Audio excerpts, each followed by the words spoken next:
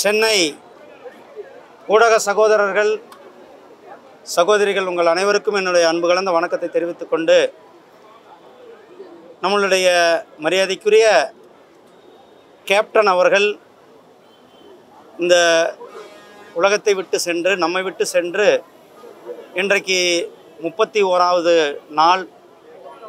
நம்மளுடைய வழக்கப்படி 30வது நாளில் அவருக்கான சிறப்பு பூஜைகள்லாம் செய்வது அது நேற்றைக்கு முடிந்து இன்றைக்கு 31வது நாளை தொடங்கி இங்கு இருந்து கொண்டிருக்கிறது.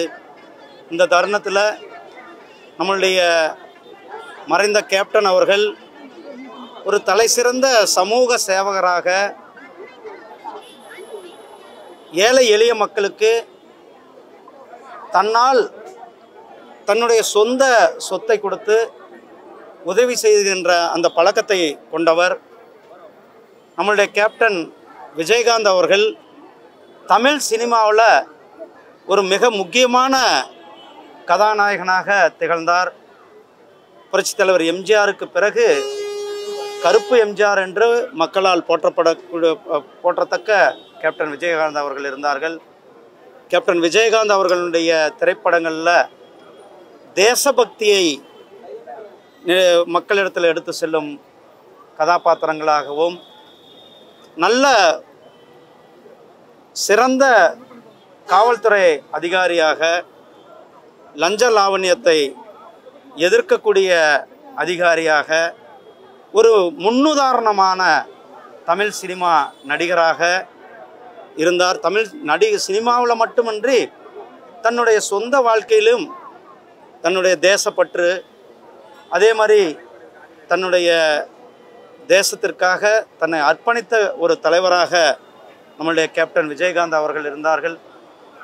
அவருடைய சேவையை போற்றும் விதமாக மத்திய அரசாங்கம், மாண்புமிகு பாரத பிரதமர் திரு நரேந்திர மோடிஜி அவர்கள் அவருக்கு உயர்ந்த விருதான பத்மபூஷன் விருதானது கொடுத்து அவருடைய சேவையை பாராட்டி மத்திய அரசாங்கம் அவரை கௌரவித்திருக்கிறது நமக்கெல்லாம் தெரியும். இந்த தருணத்தில் கேப்டன் விஜயகாந்த் அவர்களை இன்றைக்கு அவரை வணங்கிவிட்டு உங்களிடத்தில் வந்தது.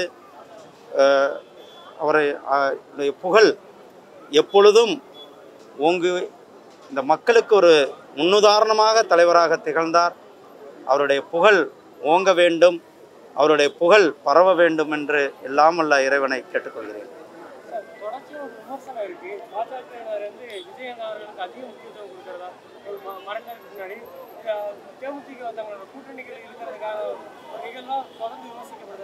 இந்த அவார்டை பொறுத்தளவுக்கு மிகவும் மெரிட்டாக யாருக்கு கொடுக்க வேண்டும், அதாவது பத்மா அவார்டு இந்த நம்முடைய மாண்புமிகு பிரதமர் திரு நரேந்திர மோடிஜி அவர்கள் வந்த பிறகு சாமானிய மக்களுக்கும் அது சென்று சேரும் என்ற அந்த நடைமுறையை கொண்டு வந்திருக்கிறார்கள். குறிப்பாக மேட்டுப்பாளையத்தில் கூட ஒரு சாதாரண விவசாயிக்கு பத்மஸ்ரீ அவார்டு கொடுக்கப்பட்டிருக்கிறது.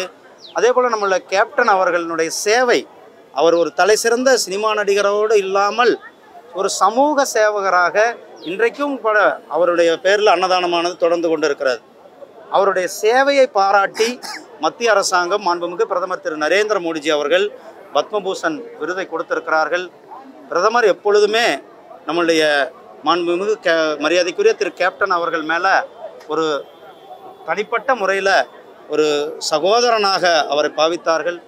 அவர் மேலே ஒரு மரியாதையை கொண்டிருந்தார்கள். கேப்டன் அவர்களும் நம்முடைய மாண்புமிகு பிரதமர் திரு நரேந்திர மோடிஜி அவர்கள் மேலே ஒரு அன்பையும் பாசத்தையும் பொழிந்த தருணத்தை நமக்கு தெரியும். அப்படிப்பட்ட ஒரு தலைவரை பெருமை சேர்த்திருக்கிறோம். இல்லை, அவங்க சொல்லியிருக்கிறாங்க, நான் பார்க்கும்போது கூட சொன்னாங்க, எந்த நேரத்தில் யாருக்கு கொடுக்க முடியுமோ அது சரியான நேரத்தில், அதாவது லேட்டாக வந்திருந்தாலும் கூட லேட்டஸ்டாக நம்மளுடைய கேப்டன் அவர்களுக்கு ஒரு உயரிய விருது கொடுத்து அவரை கௌரவிக்க நம்முடைய பிரதமர் அவர்கள் கௌரவித்தார்கள் என்பது உங்களிடத்தில் பதிவு சொல்ல வேண்டும். இந்த இடத்துல அரசியல் வேண்டுமா? நன்றி.